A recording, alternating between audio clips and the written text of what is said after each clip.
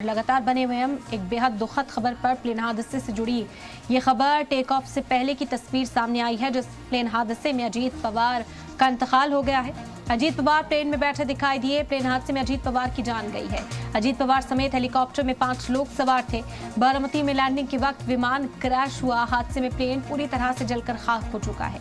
अजीत पवार के PSO attendant की भी मौत हो गई है। चुनावी रैली के लिए जा रहे थे अजीत पवार। उड़ान भरने के कुछ ही देर के बाद ये बड़ा हादसा हुआ। पीएम मोदी और राष्ट्रपति ने भी हादसे पर दुख जताया है। प्लेन के अंदर की तस्वीरें आप देख रहे हैं। हादसे से पहले की ये तस्वीर है। यूं कहा जाए कि अजीत पवार की आखिरी तस्वीर सामने आई है। प्लेन हादसे में अजीत पवार की जान गई और ये आखिरी तस्वीर अजीत पवार की, उनके साथ सिक्योरिटी एहलकार और वहाँ मौजूद जो क्रू पायलट्स थे उनकी भी मौत हो गई है। हादसे पर अफसोस का इजहार लगातार किया जा रहा है। पीएम मोदी और राष्ट्रपति ने भी हादसे पर अफसोस का इजहार किया। उड़ान से पहले की ये तस्वीर है। अजीत पवार की आखिरी तस्वीर सामने आई है। प्लेन में बैठे दिखाई दे रहे हैं अजीत पवार समेत हेलीकॉप्टर में 5 लोग सवार थे। बारामती में लैंडिंग के वक्त ही क्रैश हुआ। बता दें कि पूरा सफर उन्होंने सही तरीके से तय किया था। लैंडिंग से कुछ ही मिनट पहले उनका विमान क्रैश हो गया। हादसे में प्लेन भी पूरी तरह से जलकर खाक हो चुका है। अभी डेड बॉडीज की पहचान करनी भी बताया जा रहा है कि मुश्किल हो रही थी। उनकी घड़ी से उनकी पहचान की गई। वो घड़ी भी आपको इस तस्वीर में उनके हाथ में बंधी हुई नजर आएगी।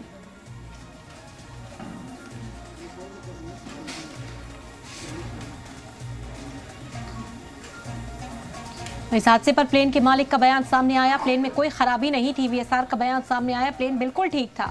मालिक वीके सिंह का ये बड़ा बयान वीएसआर की ओर से उन्होंने बयान जारी किया है कि प्लेन में कोई खराबी नहीं थी। जिस प्लेन में अजीत पवार सफर कर रहे थे वो प्लेन बिल्कुल ठीक था। हादसा किसी और वजह से यहाँ पर पेश आया है, ये कहना है कंपनी के मालिक का। वीके सिंह का बयान। बता दें कि वीएसआर के प्लेन में सफर कर रहे थे अजीत पवार, जो प्लेन क्रैश हुआ है और इस पर अब बयान सामने आया है। वीएसआर के प्लेन में कोई खराबी नहीं थी। वीएसआर के मालिक वीके सिंह का ये बड़ा बयान सामने आया। उन्होंने कहा कि प्लेन बिल्कुल ठीक था। अजीत पवार की मौत पर बड़ी खबर। महाराष्ट्र में राजकीय शोक का ऐलान किया गया। पहाड़ी इलाके से गुजरते वक्त क्रैश पायलट ने 2 बार लैंडिंग की कोशिश भी की थी। राजकीय शोक का ऐलान किया गया है। पहाड़ी इलाके से गुजरते वक्त क्रैश हुआ है। पायलट ने 2 बार लैंडिंग की कोशिश की थी, लेकिन वो कोशिश सफल नहीं हो सकी, कामयाब नहीं हो सकी। अजीत पवार की मौत पर बड़ी खबर। आपको बता दें कि महाराष्ट्र में राजकीय शोक का ऐलान किया गया है। पहाड़ी इलाके से गुजरते वक्त प्लेन क्रैश हुआ। बता दें कि पायलट ने 2 बार लैंडिंग की कोशिश की, लेकिन वो कोशिश कामयाब नहीं हो सकी। अफसोसनाक ये खबर इस वक्त आप तक पहुंचा रहे हैं। लगातार तस्वीर सामने आ रही है। अजीत पवार की आखिरी तस्वीर भी सामने आई है और उसके बाद ये जानकारी भी अब सामने आ रही है कि पायलट ने 2 बार कोशिश की थी प्लेन को लैंड करने की, लेकिन वो कामयाब नहीं हो सके। और ये बेहद अफसोसनाक खबर, जिस पर जांच की मांग भी की जा रही है। कई तरह के सवाल भी उठ रहे हैं, लेकिन सबसे बड़ा दुख यही है कि अजीत पवार चाहे किसी भी पार्टी से आते हों, किसी भी विचारधारा से आते हों, लोकप्रिय लीडर थे और इसी वजह से गहरा सदमा छोड़ गए हैं अपने जाने से। इस पर मजीद बातचीत भी करते हैं। जयवंत पांड्या सीनियर जर्नलिस्ट जुड़ गए इस वक्त हमारे साथ। राजपुंज स्पोक्सपर्सन शिवसेना से हमारे साथ हैं, शिंदे ग्रुप से, और अनुज अग्रवाल जी पॉलिटिकल एनालिस्ट चर्चा में इस वक्त हमारे साथ शामिल हो गए हैं। जयवंत पांड्या जी, शुरुआत आप ही से कर लेते हैं। बेहद अफसोसनाक ये खबर है कि लोकप्रिय लीडर को आज मुल्क ने खोया है। कोई शंका नहीं है कि अजीत पवार जी, क्योंकि उनकी जो कारकिर्दी है वो 1982 से शुरू हुई थी और सांसद के रूप में भी बारामती से चुने गए थे, लेकिन अपने चाचा शरद पवार के लिए उन्होंने सीट छोड़ दी थी और बाद में वो विधानसभा में पदार्पित हुए और विधानसभा में भी 7 बार, मैं भूल नहीं करता हूँ तो 7 बार वो चुन के आए और अनेक महत्वपूर्ण मंत्रालय में उन्होंने काम किया। ग्रामीण विकास मंत्रालय हो, कृषि हो, अथवा तो उप मुख्य प्रधान पद के लिए भी उन्होंने काम किया। विपक्ष के नेता भी बने। तो उनकी कारकिर्दी है वो दर्शाती है कि उनकी लोकप्रियता कितनी रही होगी। मतलब है, अभी भी है। तो उसी के कारण तो चुन के आते हैं कि एक बार कोई फ्लूक में चुन के आता है, एक बार कोई पार्टी के नाम पर चुन के आता है, लेकिन उनकी पार्टी भी वैसी नहीं थी। उनकी पार्टी है वो एक रूप से कांग्रेस से डिफेक्ट हुई पार्टी थी। और शरद पवार उनके मतलब सर्वा थे, तो शरद पवार के नाम पर भी कितनी बार चुन के आएंगे, जी। सभी तो नहीं आते ना। तो वो एक बताता है कि उनके शरद पवार जी का जो एक हेरिटेज है, लिगेसी है, वो उन्होंने संभाली हुई थी। और उसी के कारण हम देख सकते हैं कि आज लोग कितने शोक मग्न महाराष्ट्र में दिख रहे हैं। बिल्कुल दुरुस्त कहा आपने। और ये सोग है, ये दुख है, लोगों में विपक्षी पार्टियां हों वो भी इस वक्त किस तरह से सोग का इजहार कर रही हैं। हम समझ सकते हैं कि अजीत पवार ने कैसे दिलों में जगह बना रखी थी। राजपुंज जी भी इस वक्त हमारे साथ हैं, कैसे याद करेंगे अजीत पवार को, कितना बड़ा नुकसान। जी देखिए, हमारे महायुति के हमारे सहयोगी अजीत दादा पवार हमारे बीच में नहीं रहे, और खबर बहुत ही हमारे लिए, समझ लीजिए, हमें समझ नहीं आ रहा कि ऐसा कुछ हमारे साथ हुआ है। और ये निधन जो है ये एक एक्सीडेंट के रूप में जो हुआ है। और ठीक है, 8:10 पर मुंबई से जो फ्लाइट चली थी, इसको 8:45 पर जहाँ तक सूचना मिली है कि रडार से वो लुप्त हो गई थी, हट गई थी। और उसके बाद 8:50 पर वहाँ के जो एसपी हैं, वहाँ के एसपी ने ये खबर दी कि इस प्रकार से ये बारामती में ये हादसा हो गया है। और ये खबर पूरे हिंदुस्तान की 140 करोड़ की जो आवाम है उस तक पहुँची है, और बहुत ही दुखद खबर है, और एक बहुत बड़ी क्षति है पूरे देश के लिए, महाराष्ट्र के लिए और उनके परिवार के लिए, और हम सबके लिए तो है ही। एक कर्मठ नेता, अनुशासित नेता, और हर समय की पाबंदी रखते थे, हर दायित्व को पूरी तरह निभाते थे वो। और उनके अपने कार्यकाल में उन्होंने बहुत योगदान दिए, और हमेशा हर चीज़ को बड़े सहज ढंग से कह देते थे, और मतलब आराम से, मतलब एक सहज भाव से करके और बड़े बड़े निर्णय करके चले जाते थे। और आज ये कहते हुए भी बड़ा अफसोस हो रहा है, उनके परिवार के प्रति पूरी सहानुभूति है, और महाराष्ट्र की जनता इतने बड़े दुख को, मतलब उनको सहने की शक्ति दे। इतने बड़े नेता को हमने खोया है, हमारे बीच के एक स्तंभ थे अजीत दादा। और इससे ज़्यादा हम क्या शब्द कहें कि जिसके अंदर इतनी ताकत, इतनी एनर्जी के साथ काम करना। और हमारे शिवसेना प्रमुख एकनाथ शिंदे साहब ने साफ कहा है कि मैं इस दुख को सह नहीं पाएंगे। पूरे हमारी शिवसेना, शिंदे और हमारे जितने भी राजनीतिक पार्टी हैं, भारतीय जनता पार्टी है, महायुति में हमारे साथ है, और एनसीपी अजीत दादा पवार, हम सब एक साथ हैं। और इस दुख को हमें, मैं तो ये कहूँ कि हमें ऊपर वाला सहने की शक्ति दे। बेशक ताज़ियत का इज़हार हम भी कर रहे हैं, हिम्मत की दुआ, उनके घर वालों को जो सब्र है वो आ जाए, उसकी दुआ हम भी लगातार कर रहे हैं। अनुज अग्रवाल जी, आपका भी रुख करना चाहेंगे यहाँ पर। अजीत पवार का जाना कितना बड़ा लॉस एक तरह से देखने को मिल रहा है। कितने अच्छे वो इंसान थे, अगर आप उनकी ज़िंदगी पर रोशनी डालें यहाँ पर हमारे नाज़रीन को समझने में बेहतरी होगी। जी नमस्कार एरम जी। मुझे लगता है कि अजीत पवार महाराष्ट्र की राजनीति के एक अपरिहार्य व्यक्तित्व थे, और चाहे किसी भी दल की सरकार आई है, वो लगातार उनकी उसमें एक बड़ी प्रमुख भूमिका रही है। और ये भूमिका सिर्फ इसलिए नहीं थी कि शरद पवार के भतीजे थे, निश्चित रूप से शरद पवार जी की विरासत उनके साथ थी, लेकिन उनकी अपनी एडमिनिस्ट्रेटिव कैपेबिलिटी बहुत ज्यादा थी। और इसकी वजह से वो जहां भी जिस मंत्रालय में रहे, जिस पद पर रहे, उन्होंने बड़ी शानदार तरीके से अपना काम किया। हालांकि बड़े व्यवहारिक और बड़े प्रैक्टिकल नेता थे, और कई सारे उन पर भ्रष्टाचार के आरोप भी थे। तो ये राजनीति में बड़ी आम बात होती है, जो प्रैक्टिकल होता है वो सस्टेन करता है। तो उस रूप में देखा जाए तो शरद पवार कोई किसी खास विचारधारा से जुड़े हुए नहीं थे, लेकिन आम आदमी के साथ उनका अटैचमेंट बहुत अच्छा था। लोग काम कराना और लोगों से वोट लेना, ये जो एक राजनेता की खूबी होनी चाहिए, वो उनमें बखूबी था। और ये कंसिस्टेंट थी। आप पिछले 3 दशकों में तो उनकी एक तरीके से वो लगातार अपनी बड़ी अच्छी प्रभावी छवि और चेहरा बनाए रखे। तो ये कोई आसान बात नहीं होती। लोग 5-7 साल में, 10 साल में धूमिल पड़ जाते हैं, लेकिन वो चमकते थे और चमकते हुए सितारे थे। और चाहे कितने भी उन पर आरोप लग लिए, कितने उन्होंने अपने जो उनके चाचा जब इतने बड़े शक्तिशाली राजनेता थे, उनसे विद्रोह करके अपनी पार्टी बनाकर को पीछे कर दिया, तो ये अपने आप में शो करता है कि उनका बड़ा अच्छा खासा जनाधार भी था। और वो जो विरासत थी शरद पवार की, उसके सच्चे उत्तराधिकारी वही थे। और आज उनका इस तरीके से जाना, ये निश्चित रूप से पूरे देश की राजनीति के लिए एक बड़ी क्षति है।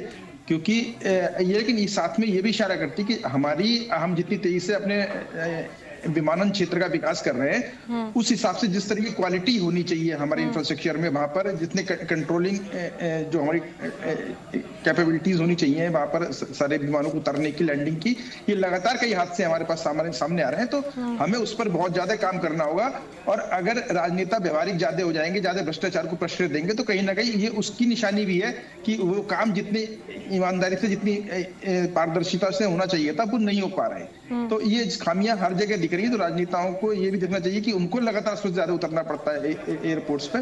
तो वहां पर जो बेसिक इंफ्रास्ट्रक्चर होता है, लैंडिंग के समय के लिए जो जरूरी चीजें होती हैं, चाहे किसी भी खराब परिस्थितियां हो, मौसम खराब हो, तो उस पर क्वालिटी कॉम्प्रोमाइज ना हो, उस पर इन्वेस्टमेंट प्रॉपर हो, जिससे इस तरीके के हादसे से बचा जा सके। क्योंकि अल्टीमेटली नुकसान देश की जनता का होता है। जब एक अच्छे सक्षम नेता को वो खोती है, तो उसकी जो गवर्नेंस है, उसके जो विचार होते हैं, उसकी जो कार्य क्षमता होती है, उससे उसको कहीं ना कहीं वो उसके हाथ से निकल जाती है जनता के हिसाब से। और जो देश का विकास होना होता है, उसको जो आयाम मिलने होते हैं, वो कहीं ना कहीं बहुत पीछे रह जाते हैं। बिल्कुल दुरुस्त कहा आपने। और कई सवाल इसके बाद भी उठ रहे हैं। जांच की मांग हम देख रहे हैं कि की जा रही है कि तफसीली जांच होनी चाहिए, सुप्रीम कोर्ट की निगरानी में कमेटी बननी चाहिए। जयवंत पांड्या जी, कई सवाल एविएशन सेक्टर पर खड़े हो रहे हैं। इससे पहले हमने देखा किस तरह का हादसा होता है। एयर इंडिया के बाद कई विमानों में शिकायतें आती हैं, और ये तो वीवीआईपी मूवमेंट है। जब यहाँ पर इतना बड़ा हादसा हो सकता है, तो कई सवाल अपने आप एविएशन पर उठते हैं। क्या उस शोबे पर ध्यान नहीं दिया जा रहा? कहाँ पर कमी, कहाँ पर खामी इस वक्त देखने को मिल रही है? हमारे यहाँ अहमदाबाद में जो विमान दुर्घटना पिछले वर्ष हुई थी, उसमें अभी तक कोई परिणाम, कोई कारण, कोई निष्कर्ष नहीं आया है कि वो किस कारण आई। ऑफिशियली कुछ हमको पता नहीं है। कितने लोग मारे गए, मेडिकल जो स्टूडेंट थे वो मारे गए। तो एक ये होता है कि जो हमारा डेवलपमेंट होता है, लेकिन मानव जो मूल्य है, मानव का जीवन का मूल्य है, वो जीवन का मूल्य कोई कम नहीं है किसी भी व्यक्ति, तो चाहे वो उप मुख्य प्रधान हो या फिर सामान्य नागरिक, वो उनका जीवन का मूल्य रहता है। हम आज सड़क से चलते हैं तो हमको पता नहीं होता है कि कोई कार, कोई बस, कोई ट्रेन, कोई ट्रक हमको उड़ा देगी कि नहीं उड़ा देगी। हम रेलवे से जाते हैं तो हमको पता नहीं रहता है कि हमारे यहाँ कब पत्थर मारा हो जाता है, पत्थरबाजी हो जाती है और कोई पटरी उखाड़ देता है। तो ये एक बहुत ही एक हमारे यहाँ लॉ एंड ऑर्डर की भी बात है। और हमारे यहाँ विमान में भी आप देखेंगे कि कितनी बार बम की अफवाह आती है, और इसके कारण कितने लोगों के जो है वो हार्ट अटैक भी आ सकता है उसके कारण। स्कूलों में भी बम की अफवाह आती है, और जो गार्डियन रहता है, संरक्षक रहता है, अपने बच्चों के लिए जो चिंतित रहता है, उसको कितनी भागदौड़ करनी पड़ती है अपने बच्चों को ले जाने के लिए। तो उसमें कोई जानहानि नहीं होती, लेकिन जो एक होता है कि आपकी जीवन की सुरक्षा कितनी है भारत में, ये एक बहुत बड़ी चिंता का विषय है। हम देखते हैं कि हमारे यहाँ शिस्त का भी बहुत ही अभाव है। हम भीड़ के रूप में इकट्ठा होते हैं तो हम देखते हैं कि हम शिस्त में रहना पसंद नहीं करते। भीड़ के रूप में जब होते हैं तो आरसीबी की आपको पता है बेंगलुरु में हुई थी, उत्तर प्रदेश में बाबा के आश्रम में हुई थी, प्रसादी के लिए पड़ापड़ी हो गई थी। तो ऐसे बहुत सारे हम उदाहरण दे सकते हैं कि जहाँ पर हम देखते हैं कि वो फिर क्या होता है कि सरकार है वो 50,000 रुपया, 1 लाख रुपया ऐसे कुछ अनुकंपा राशि दे देती थी, लेकिन क्या उसका मूल्य इतना ही बढ़ रही है। आप देखिए कि आज के जीवन में 40-50 हज़ार तो मासिक आय होती है, और उसका हम 12 गुना करें 12 महीने का, और उसके जो वर्ष है मतलब वो 30-40 वर्ष का होगा, तो उसकी 20 या 30 वर्ष की आयु तक वो कमाता है, तो क्या उसकी इतने में ही पड़ जाती है क्या? तो इसके कारण जो परिवार को एक नुकसान होता है। हम यहाँ सिग्नल का भी पालन नहीं करते, कई बार हेलमेट पहनना पसंद नहीं करते। तो यहाँ from common citizen to upper level in the system, सब जगह पर हम होती है, चलती है। ऐसा जो एक वातावरण बनता है, उसके कारण ये आप देखिए कि आज के जो दुर्घटना है उसमें ऐसा सामने आया है कि जो विजिबिलिटी थी वो बहुत ही कम थी। तो एक तो सुबह का 8:45 बजे का समय था, उस समय तो विजिबिलिटी कम ही रहती है, 10-11 बजे, 11 बजे शायद थोड़ा सूर्य का जो किरणें हैं वो ज़्यादा आती है, तो इस इतनी लो विजिबिलिटी कैसे वो चले, मतलब पायलट का भी प्रश्न आता है, उसको जो भी कंट्रोल से वो बातचीत होती है उसमें भी प्रश्न आता है, और नेताओं का भी प्रश्न। मैं अजीत दादा के लिए कुछ नहीं कहूँगा, लेकिन कई कई बार कुछ नेता है वो जिद करते हैं कि हमको जाना ही है, कैसे भी करके आप दे जाओ। तो ये एक बात है कि हमको ये भी सोचना होगा, क्योंकि हमारे यहाँ YSR, राजशेखर रेड्डी, संजय गांधी, जनरल बिपिन रावत, ऐसे कई कई लोग ऐसे विमान दुर्घटना में, हेलीकॉप्टर दुर्घटना मृत्यु के काल में चले गए, काल के मुख में चले गए। पाकिस्तान में आप देखें तो जिया उल हक चले गए। तो बहुत सारे ऐसे बनाव आते हैं, और इसके कारण हमको ये होता है कि जगह पर एक चौकसाई रखे तो अच्छा रहे। बिल्कुल दुखद है, और इसी वजह से कहा जा रहा है कि जब हम बड़े बड़े नेताओं को, लीडरान को ऐसे खो सकते हैं तो ज़ाहिरी तौर पर आम आवाम के लिए तो और भी कई बड़े सवाल यहाँ पर उठ जाते हैं। राजपुंज जी, क्योंकि अपोजिशन के जो तमाम लीडरान हैं वो इस पूरे मामले पर जो है तफसीली जांच की मांग कर रहे हैं। कहा जा रहा है कि सुप्रीम कोर्ट की निगरानी में कमेटी तफसील होनी चाहिए यहाँ पर, और फिर वो जाँच करे इस मामले को यूँ ही आका नहीं जाना चाहिए, और आगे के लिए भी सबक इस मामले से सीखा जाना चाहिए। जी बिल्कुल, थोड़ा सा हमारे जो नेतागण हैं उनको भी इस बात का अहम होना चाहिए, उस बात का पता होना चाहिए कि जिस प्रकार से अगर मौसम खराब है, अगर विजिबिलिटी जिस प्रकार से इसमें देखा जा रहा है कि 800 मीटर की विजिबिलिटी रह गई, तो इट्स वेरी डिफिकल्ट, बहुत ही मुश्किल होता है कि उस प्लेन को उसमें एडजस्ट करके और उतारना। तो उसी में ही ये एक्सीडेंट हुआ। और अगर इस प्रकार की कोई भी मौसम खराबी है, कुछ कई बार देखा गया है, पीछे देखा गया है इस बात को भी कि कुछ ऐसे लीडर्स हैं जो इलेक्शन के समय के लिए गए हैं, लेकिन उसको प्लेन को वापस लाया गया है, अपने दूसरे किसी जगह पे उतारा गया है। यानी कि अगर उसको मुंबई नहीं जाना तो उसको दिल्ली उतारा है, या दिल्ली नहीं उतारा तो जयपुर में उतारा है। तो इस प्रकार से इधर उधर उतार दिया जाता है, ताकि क्योंकि विजिबिलिटी नहीं है तो इस चीज को समझना चाहिए। लेकिन कई बार होता है कि हम सोचते हैं क्योंकि 10 बजे की मीटिंग थी वहां पे, तो 8:50 पे 8:45 पे वो उनको पहुंचना था, 8:45 के आसपास 8:50 पे ये क्रैश हुआ प्लेन। तो 10 बजे की जो मीटिंग थी, हो सकता है उसमें उन्हें लगा कि नहीं आप ले चलो, देखो धीरे से आराम से उतारो। जिस प्रकार से जो भी बात रही होगी वो तो देखिए एक जांच का विषय है, और जांच में ये चीजें आएंगी और पता चलेगा कि इसमें देखिए, क्योंकि हमने पायलट भी खोए हैं, उनके साथ में जो थे साथ में थे उनको भी खोया है। तो बहुत ही इस समय स्थिति इस प्रकार की नहीं है कि हम ये बोलें क्या हुआ क्या नहीं हुआ, लेकिन ये है कि ये बहुत बड़ा महाराष्ट्र के लिए बहुत बड़ा, क्या लेंगे, राजनीति में बहुत बड़ा झटका है, और बहुत बड़ा, इतना बड़ा ये हमारे ऊपर क्षति है जिसको हम शायद ही भविष्य में पूरा कर पाए। और आगे आने वाले समय में देखिए बहुत सारे ऐसा नहीं कि ये पहली बार हुआ, बहुत सारे ऐसे विषय हैं तो जिनके ऊपर जांच चल रही है हमारे विभिन्न। दुरुस्त का आपने, जांच में तफसील जो है वो बयां हो जाएगी कि आखिर ये हादसा क्यों हुआ था। राज जी, ये ऐसा वक्त है कि कुछ भी पूछना, कुछ भी समझ में आना या समझाना बहुत मुश्किल होगा आप लोगों के लिए जो गुजर रही होगी। लेकिन अजीत दादा पवार पार्टी में थे, कहा जाता है कि वो उनके मिजाज की खूब चर्चा की जाती है, वो लोगों के साथ बड़ी अपनाहियत से मिलते थे, इसी वजह से वो लोगों के दिलों पर राज करते थे। वो दोनों खेमों में रहे हैं, विचारधारा उनकी अलग थी, लेकिन कहा गया कि इंसानियत उन्होंने सबसे ऊपर रखी थी। अब अजीत पवार का ना होना आप लोग कैसे देख रहे हैं, कितना बड़ा नुकसान के तौर पर उन्हें देख रहे हैं? पार्टी के लिहाज से जब आप उन्हें याद करेंगे, सियासत के लिहाज से जब आप उन्हें याद करेंगे, तो क्या सोचेंगे उनके बारे में, कैसे याद करेंगे?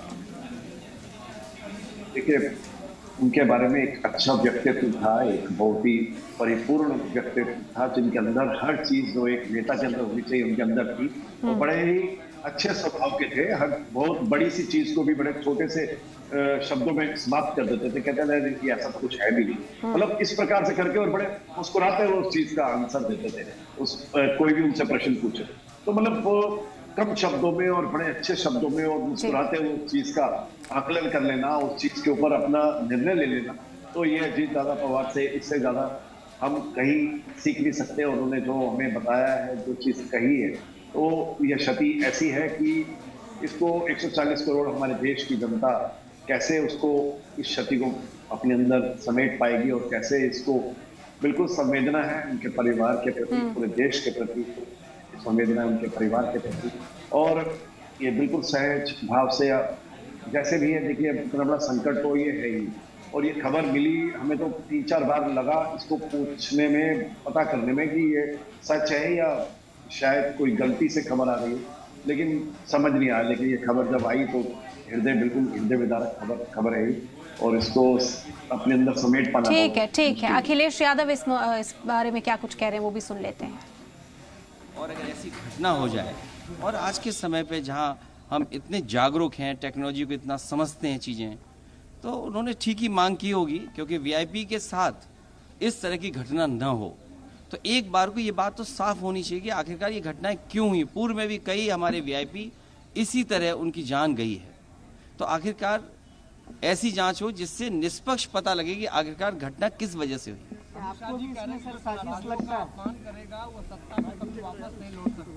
तो ये तो आपने एकदम ठीक कहा। इसलिए ठीक कहा कि हमारे पूजनीय शंकराचार्य, उसका अपमान किसने किया? सनातनी धर्म के सबसे ऊंचा झंडा ले जाने वाले। तो अखिलेश यादव को आपने सुना, और बार बार वो इस बात को कह रहे हैं कि इस मामले की जांच होनी चाहिए। पॉलिटिकल लीडरान के विमान क्रैश होने की ये कोई खबर नई नहीं है, ये बार बार सिलसिलेवार तरीके से इसी तरीके से देखने को मिल रहा है। अनुज अग्रवाल जी, क्योंकि ये सवाल उठाए जा रहे हैं, ममता बनर्जी भी इस तरह का सवाल उठा रही है कि वापस वो शरद पवार के साथ जाना चाहते थे। हालांकि इस मामले में सियासत नहीं होनी चाहिए, हम बार बार इस मामले को कहते हैं, इस बात को दोहराते हैं, लेकिन बावजूद उसके जिस तरह के बयान आ रहे हैं कि किसी और भी इशारा जो है वो करने की कोशिश की जा रही है, क्या सामने रख रहे हैं? निष्पक्ष जांच की महज ये मांग है या इस पर्दे के पीछे भी कोई और तस्वीर? देखिए, राजनेता वगैरह बोलते तो उसके पीछे राजनीति तो होती ही है, और जहां तक जांच की बात है, जांच तो होगी। डीजीसीए तो इंक्वायरी कराएगा। हो सकता है भारत सरकार या प्रदेश सरकार भी कोई इंक्वायरी कमेटी बनाएगी, क्योंकि एक बड़ा राजनेता मरा है, और जब इतनी बातें उठती तो निश्चित रूप से इस पर कुछ ना कुछ सरकार को भी सफाई देनी पड़ेगी, डीजीसीए को भी देनी पड़ेगी, लोकल जो एयरपोर्ट अथॉरिटीज है उसके अफसर्स को जवाबदेही है। तो ये काम तो होगा, लेकिन राजनीतिक एंगल से कहना कि अगर उन्होंने बीजेपी से वो अलग होने जा रहे थे, बीजेपी ने कुछ करा दिया, तो ये तो मुझे लगता है ये तो एक ओछी राजनीति हो सकती है। अब ये भी हो सकता है कि भाई शरद पवार अपनी बेटी सुप्रिया सुले को अपना राजनीतिक उत्तराधिकारी बनाना चाहते थे, तो उनको लगता था अजीत पवार ये कांटा हो सकते हैं। तो ये तो एक घटिया सोच तो कहीं से कहीं तक जा सकती है। तो मुझे लगता है कि इस तरीके के विवादों में नहीं पड़ना चाहिए, इस तरह की बातें नहीं करना चाहिए। ये एक टेक्निकल प्रॉब्लम है। जितने प्रत्यक्षदर्शी हैं वो भी यही बता रहे हैं कि 2-3 बार उन्होंने कोशिश करी, और बड़े अनुभवी पायलट भी थे। अभी विमान कंपनी का जो सीईओ, उनका भी पूरे स्टेटमेंट हम सुन रहे थे। तो इस तरीके की बातें करना बिना एक तथ्यों के, बिना सॉलिड उसके, मुझे लगता है ये एक गलत तरीका है। और टेक्निकल रीजन जो भी है उन सबकी जांच तो होनी है, और वो जांच सामने आनी भी चाहिए। और मेरी तो निश्चित रूप से ये मेरा अपना एक मानना है कि जितने भी छोटे हवाई अड्डे हैं उनकी सुरक्षा की, उनकी लैंडिंग की, वहां पर लैंडिंग या टेक ऑफ और टेक ऑन के जितना भी सिस्टम है उसको ज्यादा हम एनरिच करना चाहिए। हम उस पर हमें एक हैवी इन्वेस्टमेंट करना चाहिए, क्योंकि बड़े हवाई अड्डों पर हम लोग इंतजाम कर लेते हैं, लेकिन छोटे हवाई अड्डे भी हमारी उतनी प्राथमिकता रहनी चाहिए। उस पर भी वही सारे यात्री उतरते, उस पर भी वीवीआईपी और वीआईपी मूवमेंट खूब होता है। तो इस पर एक सरकार को एक नीति बनानी चाहिए, इसके लिए एक स्पेशल फंड भी इशू करना चाहिए। ठीक है, इस ये सारा मल्लिकार्जुन खड़गे क्या कुछ कह रहे हैं वो भी अभी उनका जो देहांत हुआ, मैं समझूंगा कि प्रीमैच्योर डेथ है, और इससे जो काम करने वाला व्यक्ति था उसको इस तरीके से उसका अंत होना, ये हम सभी को आघात कर दिया है, और उनके फैमिली मेंबर्स को भी बड़ा दुख पहुंचा है, और वो बड़े इसमें है, दुखी है। सो उनके दुख में हम भी शामिल होते हैं, और उनके जो फैमिली मेंबर्स हैं उनको इस दुख सहन करने की शक्ति दे, यही प्रार्थना हम कर सकते हैं। प्लेन क्रैश की जांच होनी चाहिए, ममता बनर्जी ने कहा है। आपको लगता है कि जांच होनी चाहिए इसकी? सुप्रीम कोर्ट के जज के थ्रू जांच होनी चाहिए ममता ने? देखिए, जांच तो होना चाहिए, क्योंकि ऐसा एक्सीडेंट हुआ है जो अननेचुरल है। तो भाई एयर सेफ्टी को लेकर बहुत कंसर्न आप सब लोग जानते रहते हैं। अब क्या है, मोरर लेस सभी लीडर्स बोलिए या अर्जेंट काम के लिए सभी लोग जाते हैं, और इवन दूसरे कॉर्पोरेट वाले भी जाते हैं जी। लेकिन ऐसा हर जगह होना, एक तरफ तो बड़े बड़े जहाज भी, अहमदाबाद के भी बहुत बड़ा एक्सीडेंट, ये तो जो प्लेन था, छोटा प्लेन, वहाँ पर ऐसा हुआ क्यों, इसकी जांच तो होना ही चाहिए। ठीक है, will also demand. Thank you. तो मल्लिकार्जुन खड़गे को भी आपने सुना। देखिए किस तरीके से अफसोस का इजहार किया जा रहा है। अलग अलग पार्टीज में रहे अजीत पवार, इंडिया इत्तेहाद के साथ भी रहे और उसके बाद जो है बीजेपी के साथ जो एनडीए गठबंधन है उसमें भी मौजूद रहे, लेकिन यही उनके मिजाज के बारे में सबसे अच्छी बात जो है वो बयां की जाती है कि कैसे वो जहां भी रहे अपनाहियत जो है वो कायम करते रहे और बहुत कुछ बयां करते हैं। ये रिएक्शंस जयवंत जी, मल्लिकार्जुन खड़गे को भी सुना, अखिलेश यादव हो, ममता बनर्जी हो, किसी भी पार्टी से कोई लीडर आता हो, लेकिन जिस तरह से वो दुख का इजहार कर रहा है। अबू आजमी को हमने सुना, वो तो आंसू बहाते हुए भी, नम आंखों के साथ उन्हें याद करते हुए भी नजर आए हैं। तो ये बहुत कुछ अपने आप में बयां करता है अजीत पवार के बारे में। बस ये, और हमारे यहाँ क्या है कि एक अच्छी बात ये है, मैं और देशों का उदाहरण नहीं दूंगा, वहाँ पर जैसे शत्रु के साथ व्यवहार होता है वैसे विपक्ष, और मोहन भागवत ने तो कहा था कि विपक्ष नहीं कहना चाहिए, प्रतिपक्ष कहना चाहिए, जो भी मतलब आप टर्म दिए, लेकिन ऑपोजिशन पार्टी हो या शासक पक्ष हो, उनके बीच में और साथ में दूसरा पक्ष भी हो, मतलब संसद में आप एक साथ बैठते हो, तो एक अच्छी बात ये होती है कि कोई ऐसा घड़ी होती है तो लोग साथ में आ जाते हैं। हमारे यहाँ मृत्यु एक ऐसा अवसर होता है जहाँ पर हर कोई उस दुख में सहभागी होने का प्रयत्न करता है, और कुछ अभी सोशल मीडिया के कारण कुछ ऐसे तत्व होते हैं जो ऐसे अवसर पर भी स्माइली का रिएक्शन देते हैं, कुछ ऐसी बातें लिखते हैं जो नहीं लिखनी चाहिए, किंतु एक ओवरऑल ये इम्प्रेशन रहता है। दूसरी बात ये है कि जो मांग हो रही है कि इसकी जांच होनी चाहिए, ये तो मैं भी कह रहा हूँ कि जांच तो होनी चाहिए, क्योंकि ऐसी बार बार कुछ समय पर ऐसी दुर्घटनाएं होती है। ठीक है जयवंत जी, इस पर तफसील से बातचीत करेंगे क्योंकि ये अहम मौजू है, जांच का मौजू है जिसकी बार बार मांग की जा रही है। अब बेहद दुखद ये खबर, अजीत पवार की मौत के बाद से इस वक्त राजनेता हो या आम आवाम हो, सभी सदमे में नजर आ रहे हैं, और उनके जाने से कितना बड़ा जो खामी है, एक तरह से कहा जाए कितनी बड़ी जो खाई है वो पैदा हो गई है पॉलिटिक्स में, उस पर भी हम चर्चा कर रहे हैं, बातचीत कर रहे हैं कि अजीत पवार का जाना कोई यूं ही एक छोटा सा हादसा नहीं जिसे भुला दिया जाए। जाहिरी तौर पर अब ये याद जो है ये सदमा बनकर हॉन्ट करती हुई नजर आएगी लोगों को। राजपुंज जी हमारे साथ लगातार चर्चा में बने हुए हैं, उनका रुख करते हैं। अजीत दादा का होना फिर ना होना, कितनी बड़ी खाई एक तरह से पैदा हो गई है सियासत में। कहा जाएगा कि किसी का भी जाना किसी से रिप्लेस नहीं किया जा सकता है, और राजनेता आ जाएंगे, पार्टी को सपोर्ट कर देंगे, लेकिन जो अजीत पवार थे वो अजीत पवार थे, उनकी जगह कोई कभी नहीं ले सकता। जी बिल्कुल। और महाराष्ट्र राज्य के लिए आज का दिन एक काले दिन के बराबर है, और आज इस क्षति को इस क्षति को पूरा कर पाना और इस सदमे को भुला पाना भी बहुत मुश्किल है। और ये उनके परिवार के लिए देखिए, जो उनके दो बेटे हैं, मतलब उनके ऊपर भी कितना बड़ा आघात हुआ है। आज सुबह जब वो दिल्ली में थे तो उसके बाद वो यहाँ से पूना के लिए रवाना हुए, प्रिया सुले जी भी साथ गई, तो मतलब वहां पहुंचे एक परिवार के लिए, हम लोगों के लिए जो महायुति में एक साथ एक परिवार की तरह चल रहे थे।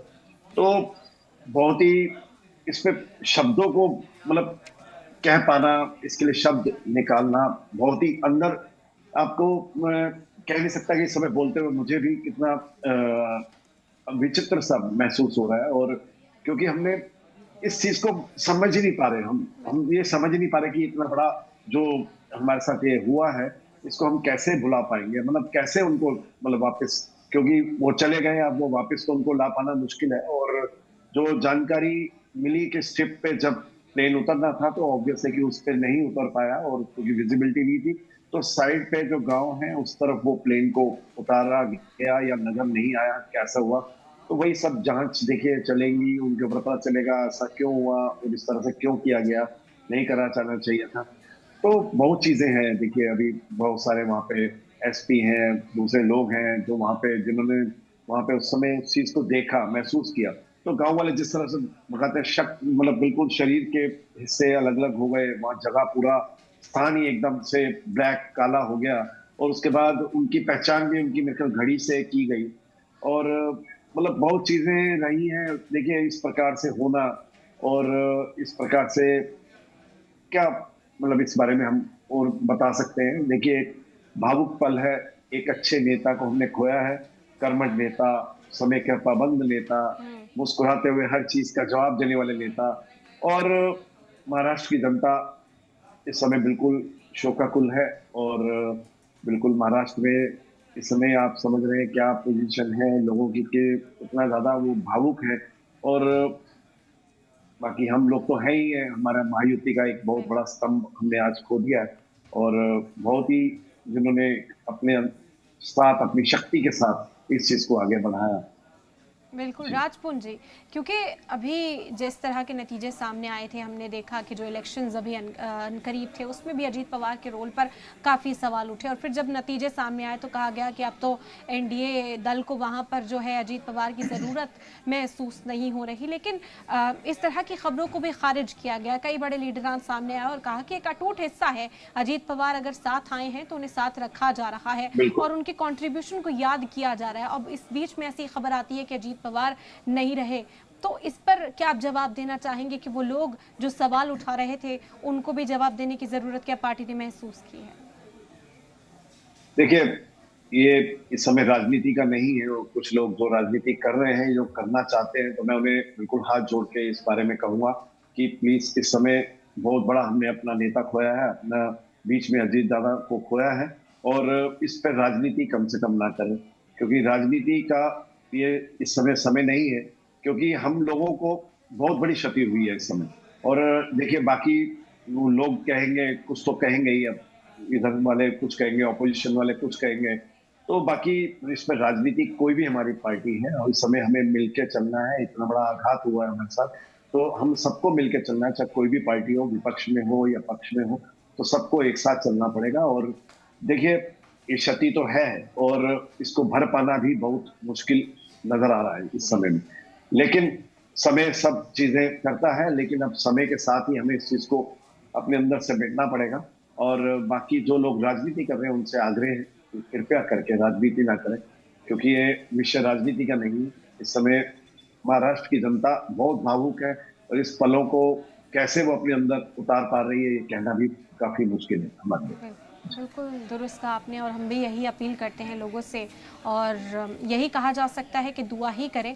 सदमे से तो लोग बाहर आ जाते हैं, लेकिन किसी के जाने का जो गम होता है, जो कमी होती है, वो सबसे ज़्यादा उसके परिवार वालों को, उसके करीबियों को ही महसूस होती है। सियासत तो चलती रहती है, कल को कोई और बड़ा राजनेता जो है वो उसी तरह से लोकप्रिय होगा, लोगों के दिलों में जगह बना लेगा, लेकिन इस वक्त जो अफसोस, जो सदमा, जो सोग, जो दुख उनके घर वाले, उनके परिवार वाले, उनके बच्चे महसूस कर रहे होंगे, उसका अंदाज़ा लगा पाना भी शायद हमारे आपके लिए बेहद मुश्किल है। अनुज अग्रवाल जी, दिल तो बहुत बोझिल इस वक्त है, लेकिन क्योंकि कई सवाल उठते हैं, एक बड़े लीडर थे, कद्दावर लीडर थे, उन्होंने कई रोल्स में जो है अपनी भूमिका आज तक निभाई है, कई रोल्स बखूबी अदा किए हैं, तो अब उनका अचानक से यूं चले जाना, महाराष्ट्र की राजनीति की अगर हम बात करें तो फौरी तौर पर क्या असर पड़ता हुआ, यहाँ पर सबसे बड़ा वैक्यूम कहा जाए कि कहाँ पर बनता हुआ नजर आ सकता है?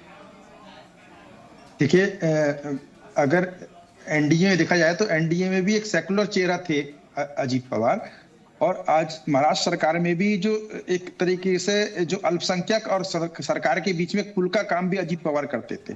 कहीं ना कहीं उनकी भूमिका बहुत थी कि जितने अल्पसंख्यक समुदाय के लोग हैं, स्पेशली मुस्लिम समाज के लोग, उनको किसी तरीके की दिक्कत ना हो, उनका सरकार से कम्युनिकेशन खराब ना हो, उनकी एक तरीके से सरकार के साथ उनका एक कोऑर्डिनेशन बना रहे, ये सारी जिम्मेदारी मुख्यमंत्री फडणवीस ने अजीत पवार को दे रखी थी। तो ये आपके उनके बाद कौन इस चीज को संभालेगा, ये एक बहुत बड़ा वैक्यूम आ गया है, क्योंकि अजीत पवार बड़े सुलझे हुए बड़े मैच्योर नेता थे और एडमिनिस्ट्रेटिव कैपेबिलिटी थी उनकी, एक धाकड़ जिसे कहते हैं ना, वो प्रशासन में अपनी पकड़ रखते थे और कोई प्रशासनिक अधिकारी चाहे आईएएस अफसर हो चाहे पीसीएस अफसर हो, वो उन पर हावी नहीं हो सकता था।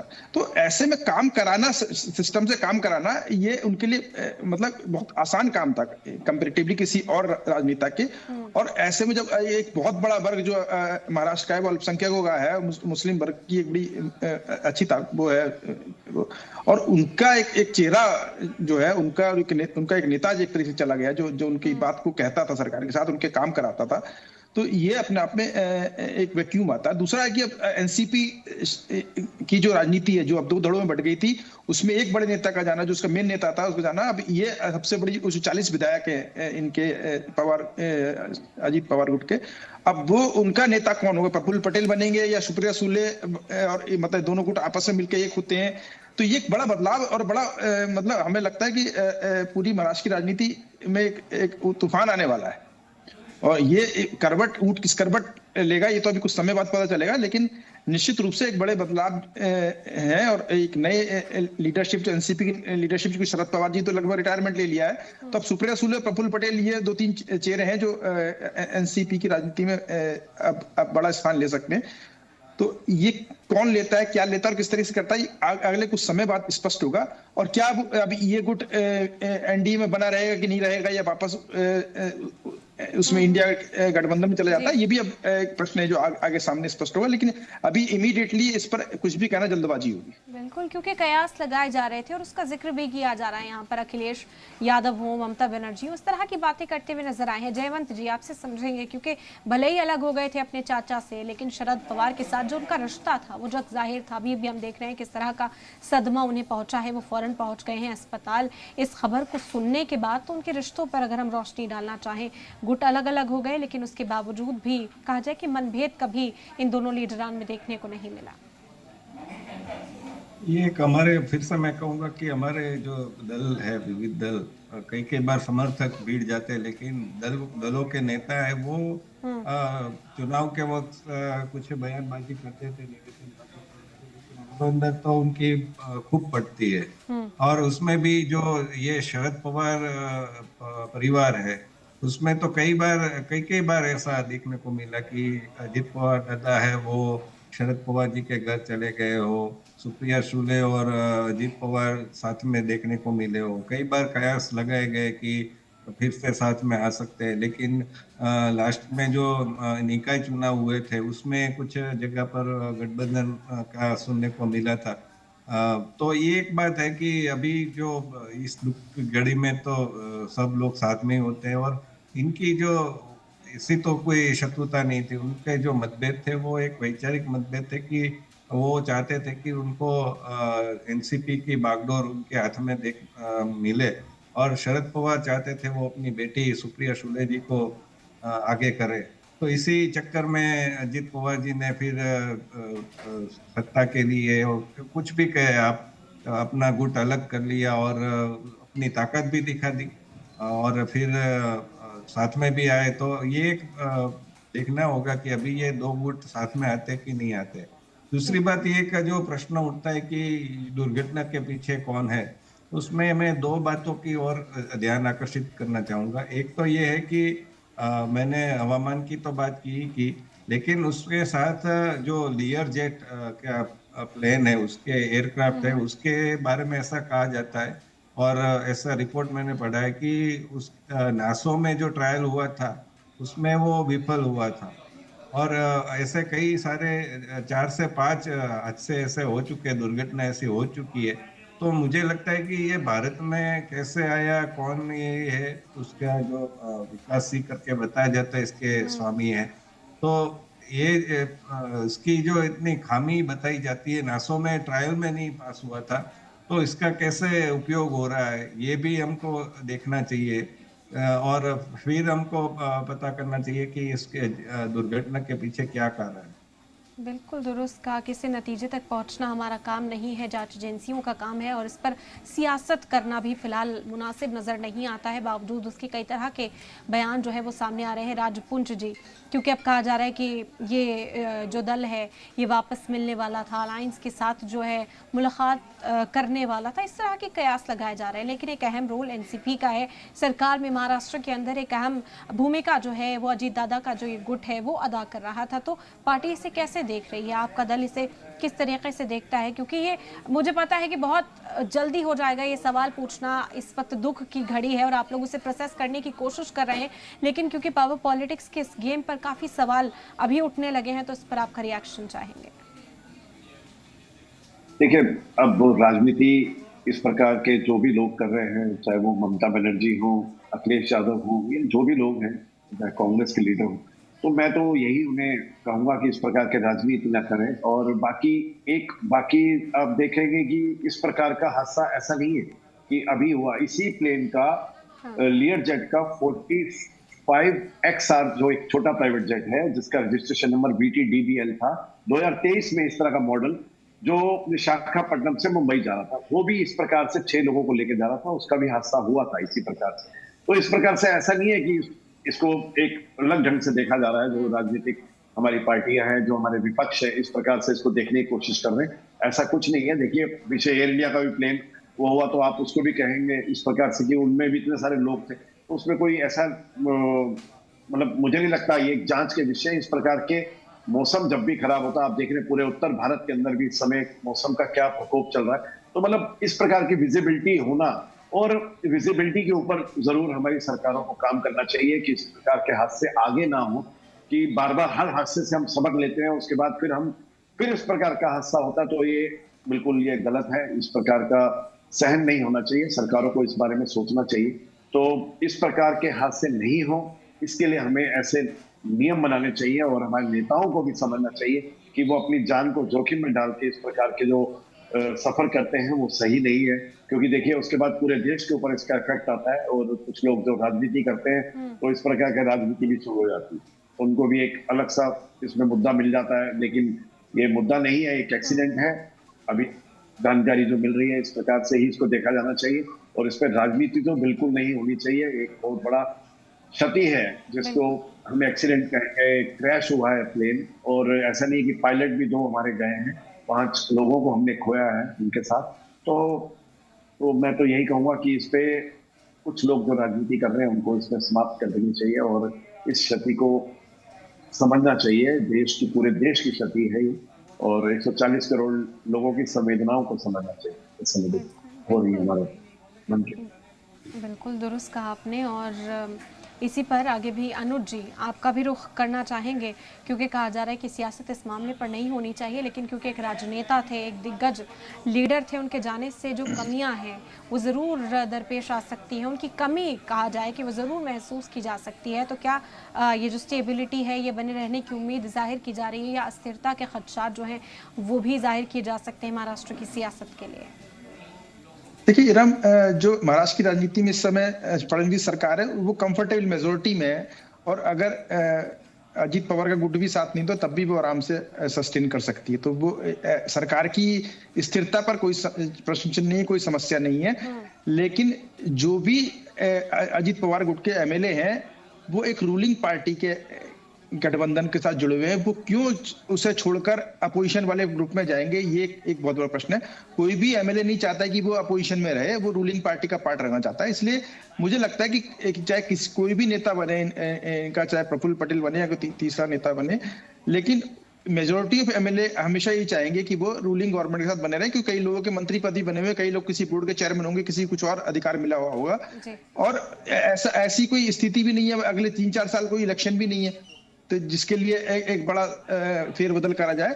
तो मोर और लेस स्थिति ऐसी ही बनी रहेगी, थोड़ा बहुत उतार चढ़ाव के बाद। और आपको पता है बीजेपी का मैनेजमेंट भी बड़ा स्ट्रांग रहता है, तो एनडीए को इंटैक्ट रखना मुझे लगता है अमित शाह भी सक्रिय हो जाएंगे, और फडणवीस जी भी। और कोई ऐसा असंतोष बाकी नेताओं में एनसीपी में नहीं था। अब अजीत पवार जी की अपनी महत्वाकांक्षाएं रही होंगी शरद पवार जी के साथ मिलकर या सुप्रिया सुले के साथ मिलकर, अब वो कितनी थी कितनी नहीं थी तो अभी तक कोई सामने आया भी नहीं था। सिर्फ एक नगर निगम के चुनावों में वो लोग एक कुछ समय के लिए साथ आए थे कुछ सीटों के लिए, तो अभी कोई बहुत बड़ा रोड मैप भी सामने नहीं आया था उसका, इसलिए उस पर एक लंबी बातें करना, कयास लगाना मुझे लगता है कि जल्दबाजी है। और अभी मुझे लगता है कि सरकार को कोई किसी तरह संकट नहीं है और कोई पाला बदल नहीं होने जा रहा है इतनी जल्दी। ठीक, जयवंत जी से भी इस बारे में उनकी राय जानते हैं, उनका एनालिसिस क्या कहता है। महाराष्ट्र की सियासत जो पटरी है क्या वो यहाँ बदलती हुई नजर आ सकती है, क्या कोई हेरफेर यहाँ पर दिखाई दे सकता है, जिसके कयास अभी लगने ही शुरू हो गए थे कि इस बीच की बेहद दुखद खबर सामने आई। एनडीए में वैसे एनडीए का जो ट्रैक रिकॉर्ड है और यूपीए का भी, यूपीए मतलब यहाँ पर जो महाराष्ट्र में देखे तो महाविकास आघाड़ी के नाम से, एमडीए के नाम से वो जाने जाते हैं, तो उसमें हमने देखा था कि कितनी निवेदनबाजी होती थी और एक बिखर भी गए, साथ में चुनाव भी नहीं लड़े। लेकिन एनडीए की जब बात आती है तो वो साथ में लड़ते हैं और प्रयास होता है कि वो साथ में रहे। जैसे भाजपा शिवसेना की बात हो, वो भी बहुत वर्ष तक साथ में रहे।